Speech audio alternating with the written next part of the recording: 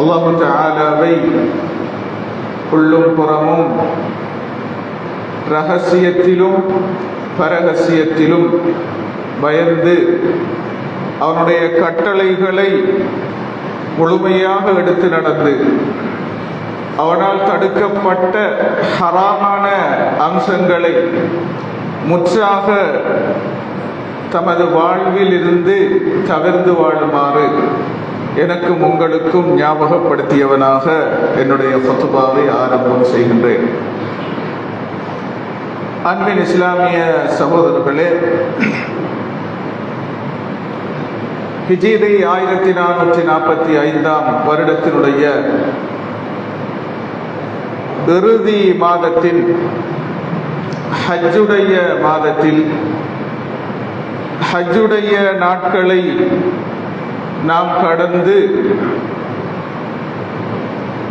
அதில் 10ஆம் நாள் புனித ஈதுல் அல்ஹா என்கிற பெருநாளையும் நாம் கொண்டாடி அந்த நாட்களின் வாசம் நறுமணம் இன்னும் எம்மை விட்டும் நீங்காத நினைவில் நேரத்தில் நாம் இருந்து கொண்டிருக்கின்றோம். இப்படியான ஒரு அருமையான சந்தர்ப்பத்தில் அல்லாஹு தஆலா ஹஜ்ஜுடைய காரியங்கள், அதன் வணக்கங்கள், அந்த நாட்கள் எல்லாம் அதிகமாக ஒரு நபியினுடைய வரலாற்றையும் தியாகத்தையும் இறை கட்டளைக்கு அவர்கள் கொடுத்த முன்னுரிமையையும் அடிபணிதலையும் எதையும் பார்க்காமல் அல்லாஹ் சொன்னான் என்பதற்காக அடிபணிந்தார், கட்டுப்பட்டார், சரணடைந்தார் என்று புகழுகிற இப்ராஹிம் அலைஹிஸ்ஸலாம் அவர்களின் வரலாற்றை நினைவுபடுத்தக்கூடிய அந்த நாட்களை நாம் கடந்தோம். அந்த இப்ராஹிம் அலைஹிஸ்ஸலாம் அவர்களின் பல கட்டங்களை, முன்னுதாரணங்களை அல்லாஹு தஆலா திருமறை அல் குர்ஆனில் பல இடங்களில், சூரா அல் பக்ராவில், சூரா ஷுஆராவில், சூரா சாஃபாத் என்கிற அத்தியாயத்தில், சூரா மரியம், இப்படி ஏராளமான சூறாக்களில் அல்லாஹு தஆலா மூசா அலைஹிஸ்ஸலாம் அவர்களை அடிக்கடி சொல்வது போல இப்ராஹிம் அலைஹிஸ்ஸலாம் அவர்களையும் அல்லாஹு தஆலா கூறியிருக்கின்றார். அதிலே இப்ராஹிம் அலைஹிஸ்ஸலாம் அவர்கள் ஒரு தந்தையாக, ஒரு மகனாக இருந்த அந்த கட்டங்களையும் திருமறை அல் குர்ஆனில் அல்லாஹ் தஆலா சொல்லியிருக்கிறார். இன்றைய காலகட்டத்தில் ஒரு முன்னுதாரணமான தந்தை, ஒரு நல்ல பிள்ளை, சாலிஹான பிள்ளை, இதை உருவாக்குவது மிகவும் சிக்கலான ஒரு கஷ்டமான ஒரு காலகட்டத்திலே வாழ்ந்து கொண்டிருக்கின்றோம். அப்படியான சந்தர்ப்பத்தில் இப்ராஹிம் அலைஹிஸ்ஸலாம் அவர்களுடைய அந்த வரலாற்றில் அவர்கள் மகனாக ஒரு தந்தைக்கு முன்னால் எப்படி நடந்து கொண்டார்கள் என்பதை திருமறை அல் குர்ஆன் சூரா மரியம் என்கிற அத்தியாயத்திலே அழகாக நமக்கு படம் பிடித்து காட்டுகின்றது. இப்ராஹிம் அலைஹிஸ்ஸலாம் அவர்களுடைய தந்தை ஒரு முஷ்ரிக்காக, ஒரு இணை வைப்பில் வீழ்ந்த, இஸ்லாத்துக்கு வெளியிலே வாழ்கிற ஒரு மனிதராக இருந்தார்கள் என்பதை நாம் அறிந்திருக்கிறோம். அவர்களை இப்ராஹிம் அலைஹிஸ்ஸலாம் பல வழிகளிலும் அழைப்பு கொடுத்தார்கள், அல்லாஹ்வை அறிமுகம் செய்தார்கள். அல்லாஹ்வையே நாம் வணங்க வேண்டும் என்கிற அந்த தௌஹீதை அவர்களுக்கு அறிவுபூர்வமாகவும் உணர்வுபூர்வமாகவும் ஆதாரபூர்வமாகவும் அல்லாஹ்வின் வசனங்கள் மூலமாகவும் அழகாக எட்டி வைத்தார்கள். தன் தந்தை குஃப்ரில் இருந்தும் ஷிர்கில் இருந்தும் அழைப்பின் போது ஒரு மகன் தந்தையை எப்படி அழைப்பார்? ஒரு நல்ல மகன் தந்தைக்கு முன்னால் என்ன ஒழுக்கத்தை வெளிப்படுத்துவார்? தந்தை எவ்வளவு ஹிதாயத்திலிருந்து தூரமாக இருந்தாலும் அவரை அழைத்து பேசும்போது என்ன ஒழுக்கத்தை கடைபிடிப்பார் என்பதை இப்ராஹிம் அலைஹிஸ்ஸலாம் நமக்கு மிக அழகாக அவர்களுடைய வாழ்வில் அமல்படுத்தி காட்டியிருக்கின்றார்கள். அது மிகப்பெரிய உதாரணம். ஒரு நல்ல பிள்ளை வாப்பாவுக்கு முன்னால் எப்படி நடந்து கொள்ள வேண்டும், பேச வேண்டும் என்பது.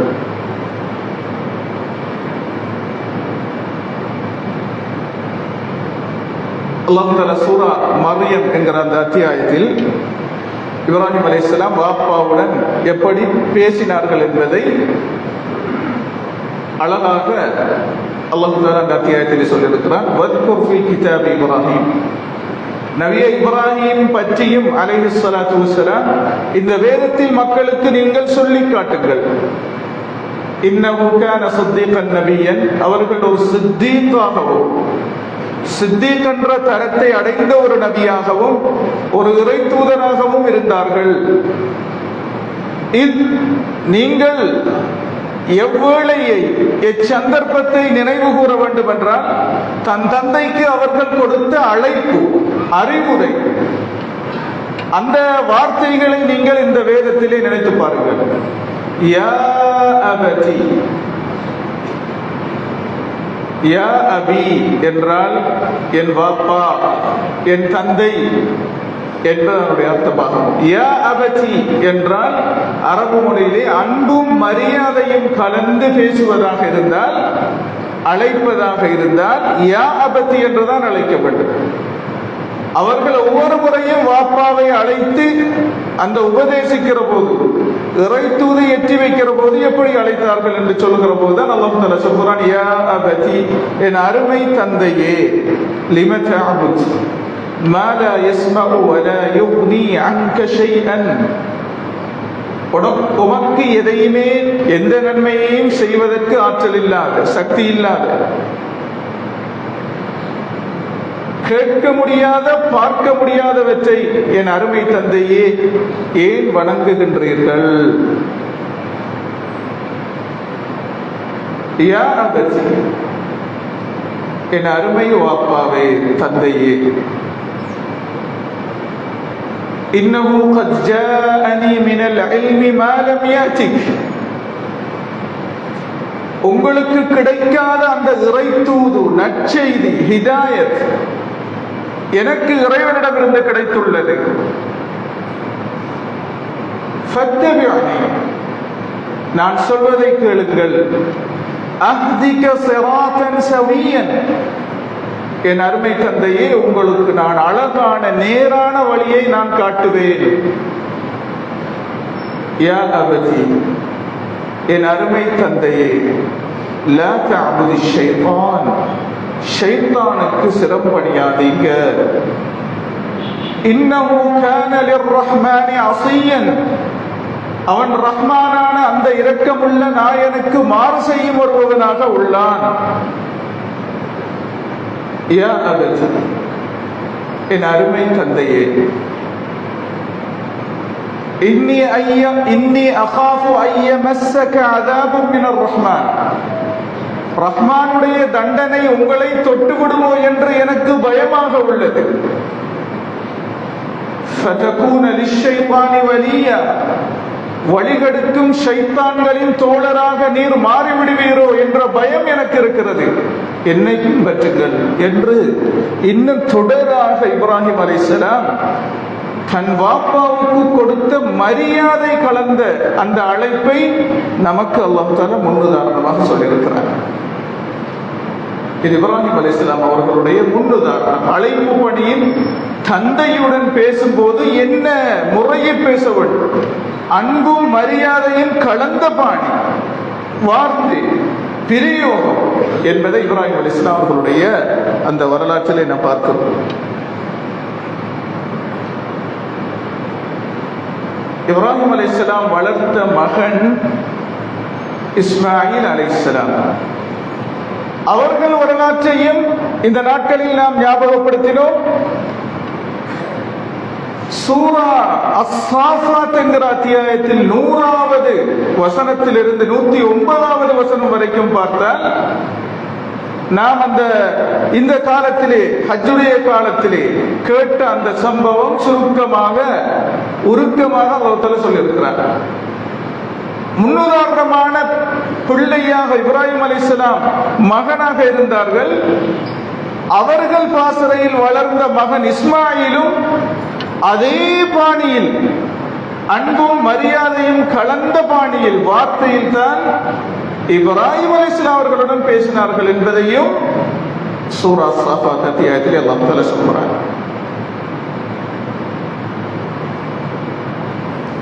இஸ்மாயில் அலைஹிஸ்ஸலாம் அவர்கள் மூத்த மகன் இப்ராஹிம் அலைஹிஸ்ஸலாம் அவர்கள் முதல் மகன்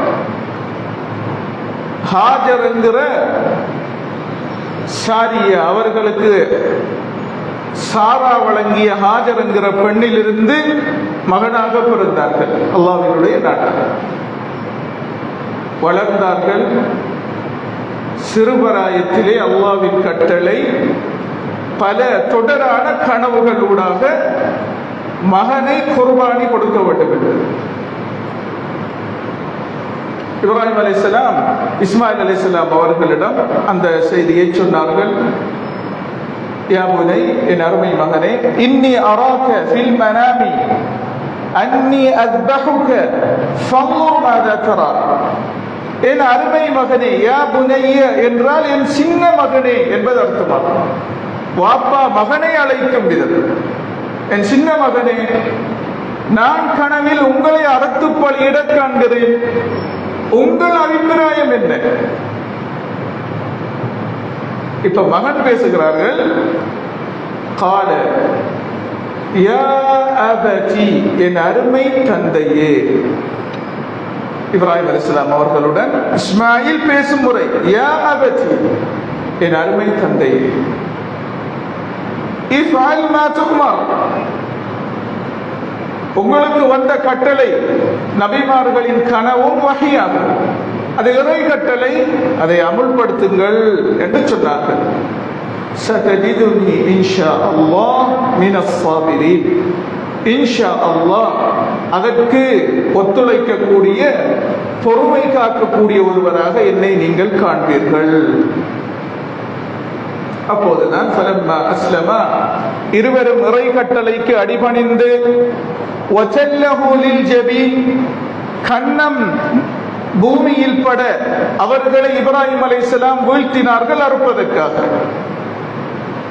உடனடியாக இறை கட்டளை அங்கு வந்தது. வனாதைனா, அப்போது நாம் இப்ராஹிமை யா இப்ராஹிம், இப்ராஹிம் அலைஹிஸ்ஸலாம் அவர்களே, கத் ஸதக்த ருயா, நாம் கனவு மூலம் உங்களுக்கு இட்ட கட்டளையை நீங்கள் நிரூபித்து விட்டீர்கள் என்று அல்லாஹ் தஆலா இப்ராஹிம் அலைஹிஸ்ஸலாம் அவர்களை புகழ்ந்து அதற்கு பதிலாக சுரத்து ஆட்டை இறக்கி அவர்கள் அறுத்து பலித்தார்கள் என்கிற வரலாற்றை பார்க்கிறோம். இங்கு இஸ்மாயில் அலைஹிஸ்ஸலாம் அவர்களும் தன் தந்தையுடன் பேசும்போது ஒரு சிறந்த முன்மாதிரியான மரியாதை கொடுக்கக்கூடிய, பாப்பாவுடன் எப்படி பேச வேண்டும் என்கிற ஒரு சிறந்த முன்மாதிரியை இஸ்மாயில் அலைஹிஸ்ஸலாம் அவர்கள் வெளிப்படுத்தியதை பார்க்கிறோம்.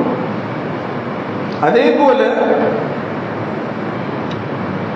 இப்ராஹிம் அலைஹிஸ்ஸலாம் அவர்களுடைய அந்த துஆக்கள் திருமறை அல் குர்ஆனில் பல இடங்களில் அல்லாஹ் தஆலா சொல்லியிருக்கிறார். சூரா அல் பக்ராவிலும் சூரா இப்ராஹிம் என்கிற அத்தியாயத்திலும் இப்ராஹிம் அலைஹிஸ்ஸலாம் அவர்களுடைய துஆ,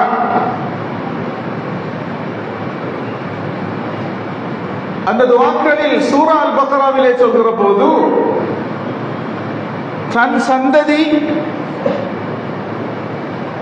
நல்ல சந்ததியாக, சிறந்த சந்ததியாக, இறை தூதை பெறுகிற சந்ததியாக இருக்க வேண்டும் என்று இப்ராஹிம் அலைஹிஸ்ஸலாம் ஆசைப்பட்டார்கள்.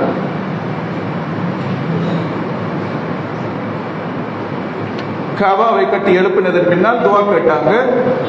அந்த சிறந்த நல்லமலை செய்ததன் பின்னால் அல்லாஹ்விடத்திலே பிரார்த்தித்தால், கஅபா என்கிற அந்த ஆலயத்தை கட்டி எழுப்பிவிட்டு அதற்கு பின்னால் பிரார்த்தனை செய்தால் அது ரொம்ப ஏற்றுக்கொள்ளப்படும்.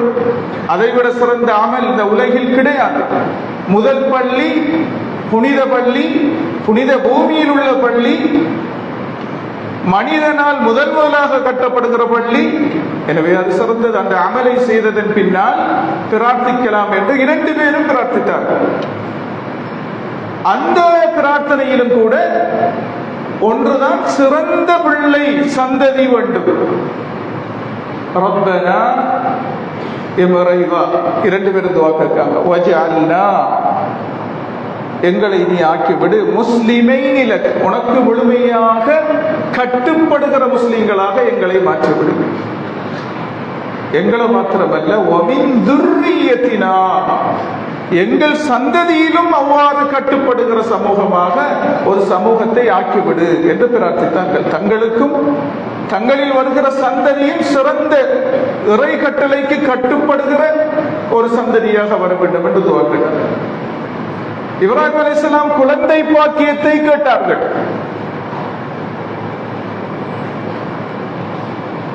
ஹாஜரை திருமணம் செய்து பல்லாண்டுகளாக, பல வருடங்களாக குழந்தை பாக்கியம் இல்லாத காரணத்தினால் துஆ கேட்டார்கள். அந்த துஆவை அல்லாஹ் தஆலா சூரா அல்-அன்பியா என்கிற அத்தியாயத்திலே சொல்கிற போது, ரப்பி ஹப்லி மினஸ் சாலிஹீன், சாலிஹீன்கள் நல்லோர்களில் ஒரு நல்ல மனிதனான நல்ல பிள்ளையான குழந்தையை எனக்கு நீ அன்பளிப்பாக தா என்றுதான் துஆ கேட்டார். பிள்ளையைத்தா என்று கேட்காமல், பிள்ளையைத்தா அது சாலிஹ் நல்ல பிள்ளையாக இருக்க வேண்டும் என்று அந்த சாலிஹீன்களில் ஒரு குழந்தையைத்தா என்றுதான் துஆ கேட்டார். எனவே இப்ராஹிம் அலைஹிஸ்ஸலாம் அவருடைய வரலாற்றை பார்க்கிற போது சிறந்த மகனாக, சிறந்த பிள்ளையாக, முன்மாதிரியான பிள்ளையாக, பிள்ளை பாக்கியத்தை கேட்கிற போது நல்ல பிள்ளையை கேட்க வேண்டும், வருமனே பிள்ளையை தான் என்று கேட்கக்கூடாது என்கிற துஆ கேட்கும் முறையையும் சொல்லி தந்திருக்கிறார். ஜக்கரியா அலைஹிஸ்ஸலாம் அவர்களை பற்றி திருமறை அல் குர்ஆனில் அல்லாஹ் தஆலா அல்-அன்பியா என்கிற அத்தியாயத்தில் சொல்கிற போது, அவர்களும் 90 தாண்டியும் குழந்தை பாக்கியம் இல்லாமல் இருந்தார்கள். மரியம் அவர்கள் பாலஸ்தீனிலே மஸ்ஜிதுல் அக்ஸாவிலே ஒரு பத்தினித்தன்மையுள்ள, ஒழுக்கமுள்ள இறை அடியாளாக தன்னை முழுமையாக இபாதத் இறைவனுக்கே அர்ப்பணித்த, மஸ்ஜிதுல் அக்ஸாவுக்காகவே ஒப்படைக்கப்பட்ட ஒரு பெண்ணாக இருந்த காரணத்தினால் அவர்கள் அந்த இபாதத்தில் உயர்ந்து உயர்ந்து உயர்ந்து அல்லாஹ்விடமிருந்து நேரடியாக ரிஸ்கை பெறுகிற ஒரு அந்தஸ்தை அடைந்து விட்டார்கள். அவங்களுக்கு உணவு கொண்டு போய் கொடுக்கக்கூடியவர்கள் ஜக்கரியா அலைஹிஸ்ஸலாம் நபி.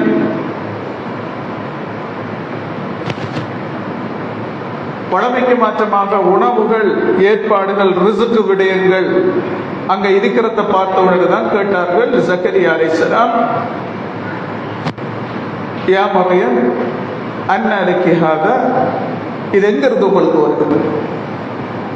மரியம் சொன்னார்கள், காலத் ஹுவ மின் இந்தில்லாஹ், இது அல்லாஹ்விடம் இருந்து எனக்கு கிடைக்கிறது.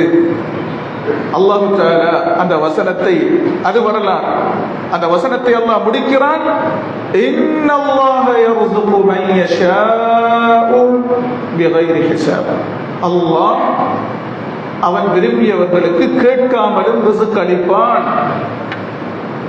கணக்கின்றி அளவின்றியும் கொடுப்பான், அது அவன் விரும்பியவர்களுக்கு அல்லாஹ் செய்வது என்று அந்த வசனத்தை அல்லாஹ் தஆலா முடிக்கிறான். இதை பார்த்தவுடன் தான் ஜக்கரியா அலைஹிஸ்ஸலாம், மரியமுக்கு இப்படி அற்புதமாக அல்லாஹ்வுக்கு ரிஸ்க் அளிக்க முடியும் என்றால்,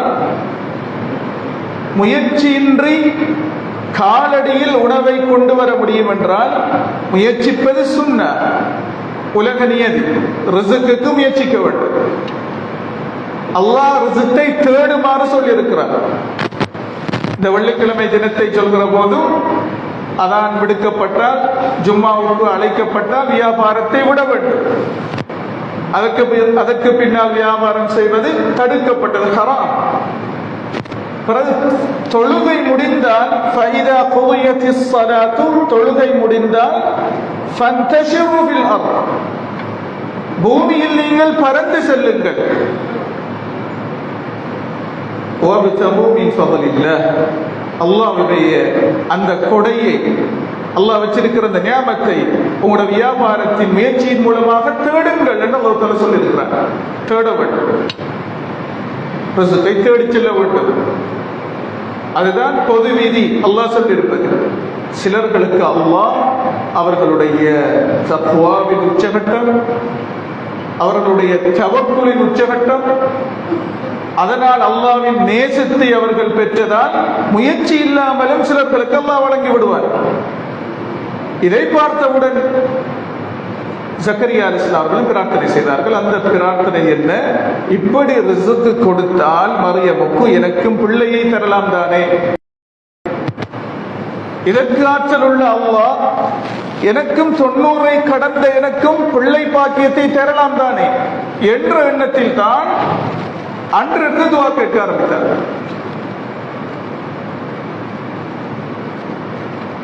இந்த வரலாற்றை சொல்வது நோக்கமல்ல, அந்த துஆவை அல்லாஹ் தஆலா சூரா ஆல இம்ரான் என்கிற அத்தியாயத்திலே சொல்கிற போது ஹுனாலிக தஆ ஜக்கரியா ரப்பஹு, அங்கிருந்துதான் ஜக்கரியா துஆ கேட்க ஆரம்பித்தார்கள் அலைஹிஸ்ஸலாம். எப்படி துஆ கேட்டார்கள்? ரப்பி, நிறைவா, ஹப்லி, எனக்கு அன்பளிப்பாக கொடு, மில்லதுன்க, உன்புறம் இருந்து, துர்ரியத்தன், சந்ததியை, தய்யிபத்தன், நல்ல சந்ததியை. நபிமார்களுடைய துஆ குழந்தை பாக்கியத்தை கேட்கிற போது ஒருவனே குழந்தையை, பிள்ளையை என்று கேட்காமல் தய்யிபத்தன், நல்ல குழந்தையை, சந்ததியை, சாலிஹன், சாலிஹான குழந்தையை என்று சேர்த்து பிரார்த்திக்க வேண்டும் என்பதை இப்ராஹிம் அலைஹிஸ்ஸலாம் அவர்களுடைய அந்த வரலாற்றிலும் ஜக்கரியா அலைஹிஸ்ஸலாம் அவர்களுடைய வரலாற்றின் ஊடாக அல்லாஹ் தஆலா சொல்கிறார். இதை நாம் இந்த நாட்களில் ஏன் ஞாபகப்படுத்த வேண்டும்? இப்ராஹிம் அலைஹிஸ்ஸலாம் அவருடைய வாழ்க்கை பலவிதமாக பார்க்கலாம். ஒரு குடும்பம், நல்ல தந்தை, நல்ல குழந்தை என்று இந்த கோணத்திலே பார்க்க வேண்டும் என்றால், அதுவும் இந்த காலத்தில் நபிமார்கள் வரலாற்றில் வெறுமனே கடந்த கால வரலாற்றை வரலாறாக பார்க்காமல் காலத்தின் தேவை கருதி அதற்கு தீர்வை நோக்கி நபிமார்கள் வரலாற்றிலே பார்த்தால் இப்படியும் பார்க்க முடியும் என்பதுதான் நோக்கமாகும். அண்மையிலே ஒரு சமூக வலைத்தளத்தில்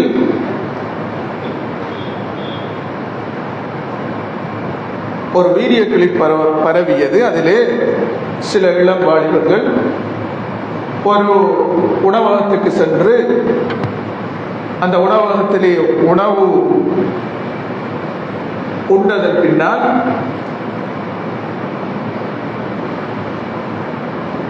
அதனுடைய கை கழுவுகின்ற பாத்ரூம் அந்த பகுதிக்கு சென்று அந்த சுத்தமான அங்கிருக்கிற கண்ணாடியை, அந்த இடங்களை அவர்கள் தேவையற்ற விளையாட்டுகள் மூலமாக அசிங்கப்படுத்துவது, அதை அலங்கோலப்படுத்துவது, அதில் உள்ள பொருட்களை சேதப்படுத்துவது, அதை அந்த காட்சியை பதிவிட்டு இன்றைய வாலிபர்களின் நிலை, பொது சொத்துக்கள் மற்றவர்களின் இடங்களுக்கு சென்றால் இப்படித்தான் நடந்து கொள்கிறார்கள் என்று, பிள்ளைகள் வளர்ப்போம், சிறந்த சந்ததியை நாம் எப்போது உருவாக்கப் போகிறோம், நாகரிகமான குழந்தைகள் எப்படி உருவாக்கப் போகிறார்கள், இதுதான் இந்த சமூகத்தின் எடுத்துக்காட்டு என்றெல்லாம் பலர்கள் அதற்கு கமெண்ட்ஸ்கள் பண்ணியதை பார்த்தோம். ஆகவேதான் அன்புக்குரிய சகோதரர்களே, அல்லாஹ்வின் நல்லடியார்களே, இந்த காலகட்டத்தில் நாம் இந்த சிறந்த நல்ல சந்ததி உருவாக்கல் என்பதையும் இந்த நபிமார்கள் வரலாற்றினூடாக படிப்பினை பெற வேண்டிய காலகட்டத்தில் இருக்கும்.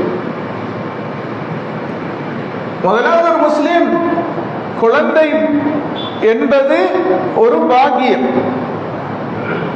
அது இல்லாத ஒரு இடத்திலே அதை பற்றி கேட்டால்தான் அது இன்றி அவர்கள் படும் கஷ்டம், மன உளைச்சல், சங்கடங்கள், அவர்கள் தேடுகிற அந்த உள அமைதி, அந்த சந்தோஷம், அது இன்றி அவர்கள் எவ்வளவு சிரமப்படுகிறார்கள் என்பதை அந்த குழந்தை பாக்கியம் இல்லாதவர்களிடம் தான் கேட்டு பார்க்க வேண்டும். எனவேதான் சொல்லுவார்கள், குர்ஆன் சொல்கிறது, குழந்தை பாக்கியம் என்பது அல்லாஹ் கொடுக்கிற தனிப்பெரும் கிஃப்ட், ஹிப. அல்லாஹ் தஆலா சொல்கிறான் சூரா அஷ்ஷூரா என்ற அத்தியாயத்திலே லில்லாஹி முல்கு ஸமாவாதி வல் அர்த், அல்லாஹ்வுக்கே வானங்கள் பூமியின் ஆட்சி அதிகாரம் அனைத்தும் சொந்தம். யஹ்லுகு மா யஷா, அவன் விரும்பியதை அவன் படைப்பான். அவன் படைப்பாற்றல் உள்ளவன். தான் விரும்பியதை விரும்பிய பிரகாரம் படைத்து முடிக்கும் ஆற்றல் உள்ளவன். யஹபு லிமன் யஷாஉ இனாதன், அவன் விரும்பியவர்களுக்கு பெண் குழந்தைகளை கொடுப்பான். அன்பளிப்பாக கொடுப்பான். எனவே பெண் குழந்தை முற்படுத்தப்பட்டுள்ளது. அல்லாஹ் கொடுக்கிற குழந்தை பாக்கியத்தில் அல்லாஹ் கொடுப்பான் என்று சொல்லி முதல் சொல்வது பெண் குழந்தை.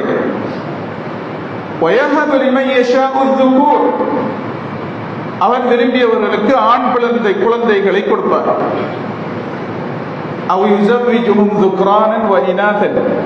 அல்லது சிலர்களுக்கு ஆண் பெண் என்று இரண்டையும் கலந்து கொடுப்பார்.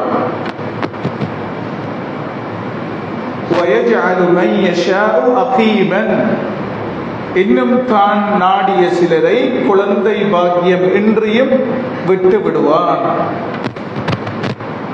இன்னமும் அலீம், அவன் நிச்சயமாக யாருக்கு எதை எப்படி எச்சந்தர்ப்பத்தில் எப்போது கொடுக்க வேண்டும் என்று அறிவுள்ளவன். கதீர், அதை செய்து முடிப்பதற்கான சக்தியும் வல்லமையும் ஆற்றலும் உள்ளது என்று அல்லாஹ் அந்த வசனத்தை குறிக்கிறார்.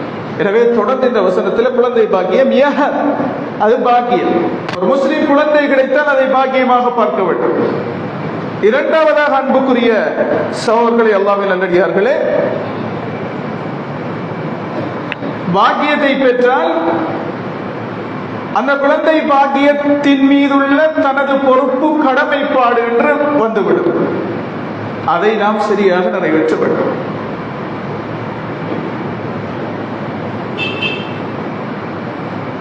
இஸ்லாமிய மார்க்கம் ஒரு குழந்தை பிறந்தால் இந்த குழந்தையை எந்த அளவுக்கு கவனம் செலுத்தியிருக்கிறது என்றால், அது கருவில் உருவாகுவதற்கு முதலே அது சிறந்த நல்ல குழந்தையாக தான் பூமிக்கு வர வேண்டும் என்பதில் நமது மார்க்கம் வழிகாட்டியிருக்கின்றது.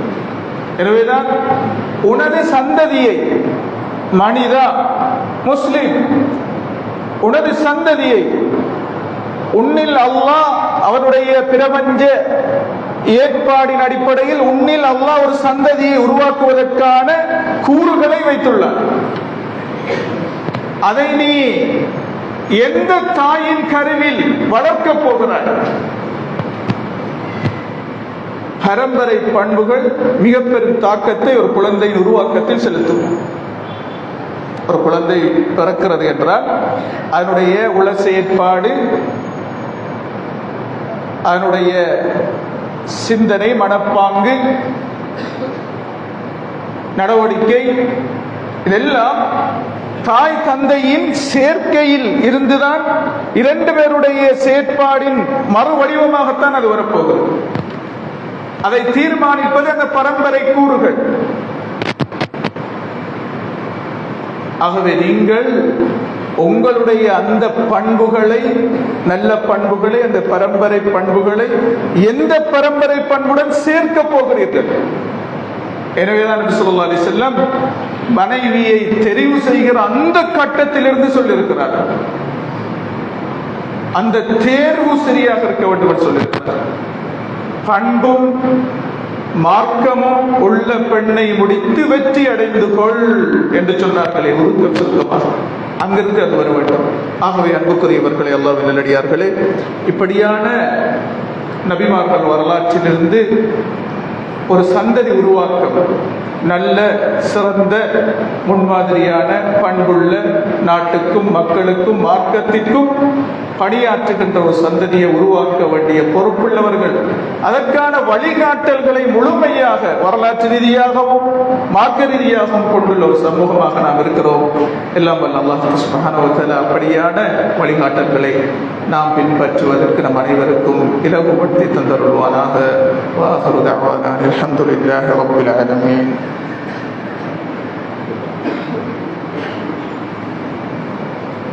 الحمد لله وحده والصلاة والسلام على من لا نبي بعده وعلى آله وصحبه أجمعين.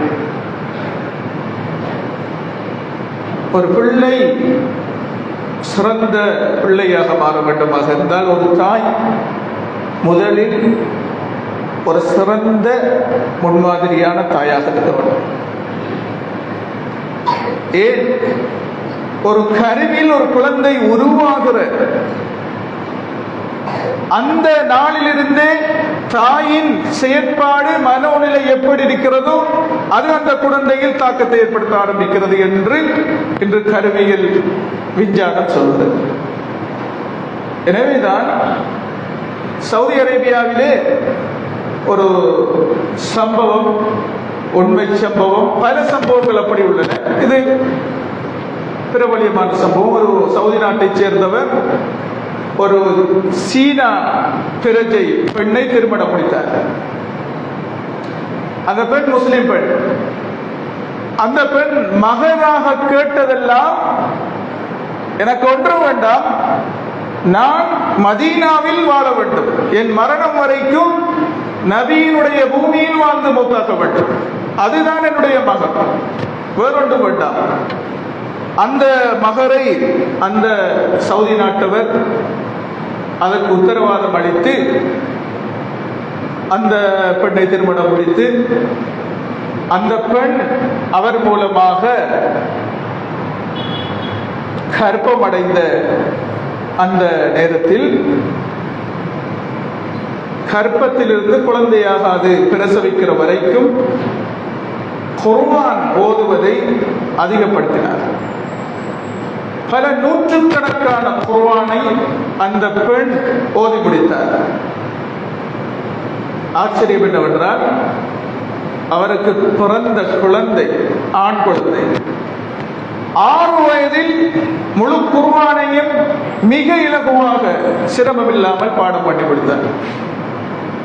என்று மதீனாவிலே இருக்கிற மிகச் சிறந்த ஹாஃபில்களில் ஒரு சூறாவை சொன்னால் அது குர்ஆனில் எந்த பக்கத்தில் உள்ளது, எத்தனையாம் பக்கத்தில் உள்ளது, அந்த சூறாவில் 50வது வசனம் என்ன, ஒரு கம்ப்யூட்டர் பட்டனை தட்டினால் அது வேகமாக தகவலை தரும் என்று சொல்கிறோமே, அதைவிட வேகமாக குர்ஆனிய வசனங்களை சொல்லக்கூடிய திறமையுள்ள ஒரு குழந்தையாக இப்போது அந்த குழந்தை மதீனாவில் இருந்து கொண்டிருக்கிறது. நேற்று கூட அந்த காட்சியை எம்மால் பார்க்க முடிந்தது. இதிலே எதற்காக நாம் சொல்கிறோம் என்றால், ஒரு தாய் தான் கருவில் குழந்தையை சுமந்ததிலிருந்து அவள் நல்லவளாக இருந்தால் மாத்திரம்தான், மன ரீதியாகவும் செயற்பாடு ரீதியாகவும் நல்லதை வெளிப்படுத்தக்கூடியவளாக இருந்தால் மாத்திரம்தான் நல்ல சந்ததிகளை உருவாக்க வேண்டும். அடுத்ததாக அன்புக்குரிய சகோதரர்களே, இது தாய், ஒரு தந்தை. இப்ராஹிம் அலைஹிஸ்ஸலாம் அவர்கள் போன்று, இஸ்மாயில் அலைஹிஸ்ஸலாம் அவர்கள் போன்று ஒரு சிறந்த முன்மாதிரியான தந்தைமார்களாக நாம் மாறிக்கொள்ள வேண்டும். குழந்தை வளர்ப்பு என்று ஒன்று இருக்கிறது, குழந்தை பராமரிப்பு என்று ஒன்று இருக்கிறது.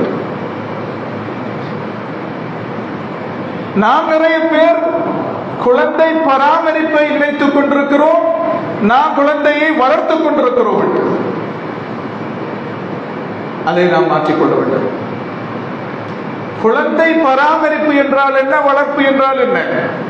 பராமரிப்பு அதற்கு உண்ண கொடுத்தல், உடை கொடுத்தல், ஏனைய அடிப்படை தேவைகள், வாழ்வாதார அடிப்படை தேவைகள், இதை நிறைவேற்றி கொடுத்தல்.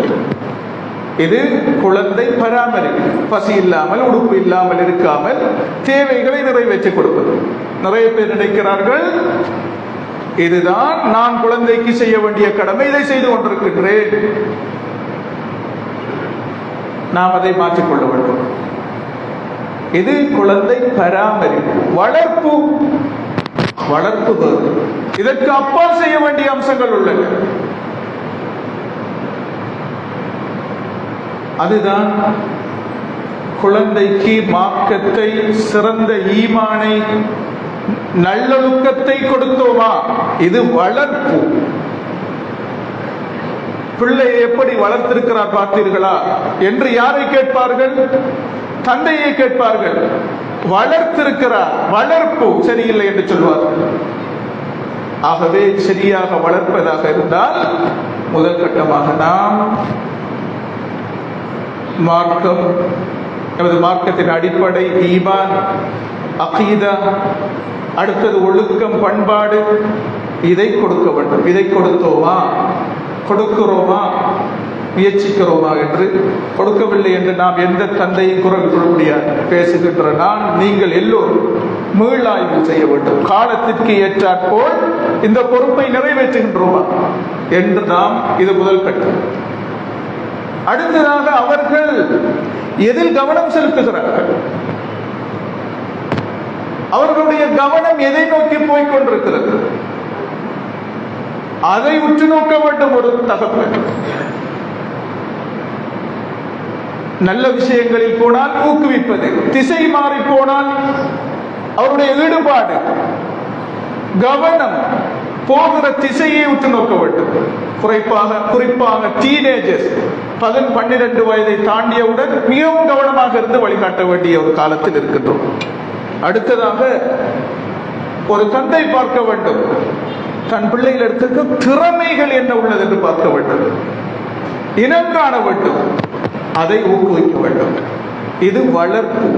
மார்க்கத்தை கொடுப்பது, ஒழுக்கத்தை கொடுப்பது, அந்த பிள்ளையினுடைய கவனம், ஈடுபாடு எதை நோக்கி இருக்கிறது என்பதை அவதானிப்பது, அதை நெறிப்படுத்துவது, திறன் என்ன உள்ளது என்று தெரிய வேண்டும். தன் பிள்ளையிடம் என்ன திறமைகள் உள்ளன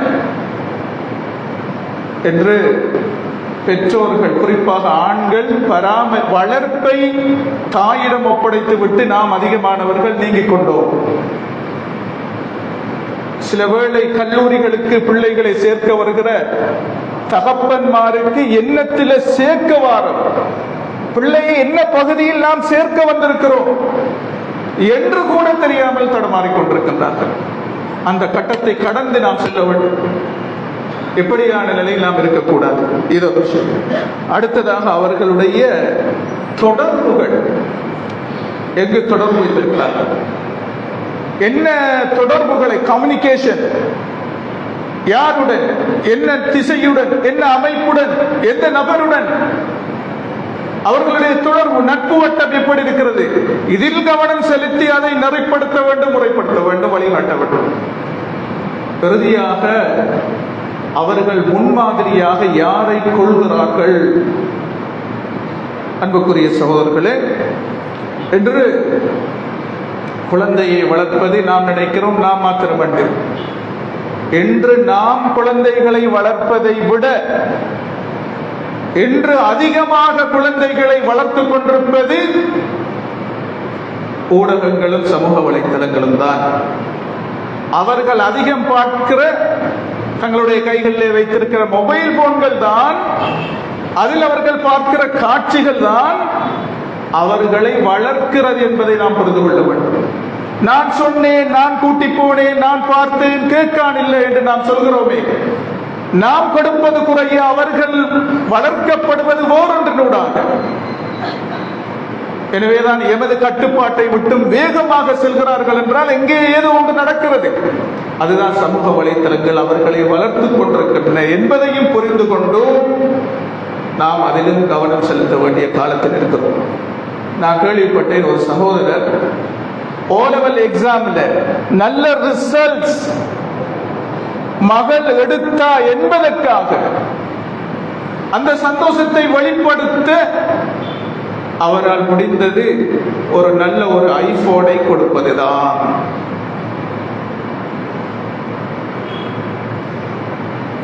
அப்ப இந்த தந்தை என்ன உலகில் வாழ்ந்து கொண்டிருக்கிறார்? சரி, கொடுத்தாலும் அதை முறையாக வழிகாட்டலுடன் அதை பயன்படுத்த அந்த பிள்ளையால் முடியுமா, அல்லது தகப்பனால் அதை கண்காணிக்க முடியுமா?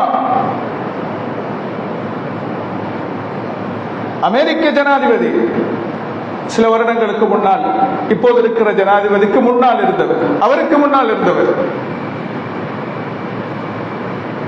அவர் சொன்னார், உங்கள் பிள்ளைகளுக்கு நீங்கள் மொபைல் போன் பயன்பாட்டை எப்படி கொடுத்திருக்கிறீர்கள் என்றாம், கொடுத்திருக்கிறேன், ஆனால் பல கடுமையான சங்கிலிகளை போட்டுத்தான் கொடுத்திருக்கிறோம் என்று அவரே சொன்னார் என்றால் அவருக்கு தெரியும் அவருடைய ஆபத்து என்ன.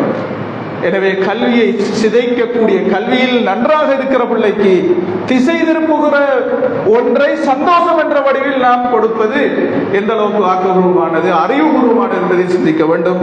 இப்படியான விடயங்களை அன்புக்குரிய சகோதரர்களை இந்த காலகட்டத்திலே நாம் உணர்ந்து குழந்தை வளர்ப்பு பராமரிப்பு என்கிற வித்தியாசங்களை விளங்கி அதை முறையாக எமது வாழ்விலை அமல்படுத்தி நல்ல சந்ததியை நாட்டுக்கும் ஊருக்கும் மார்க்கத்துக்கும் சமூகத்துக்கும் பிரயோசனமாக சமூக அக்கறை உள்ள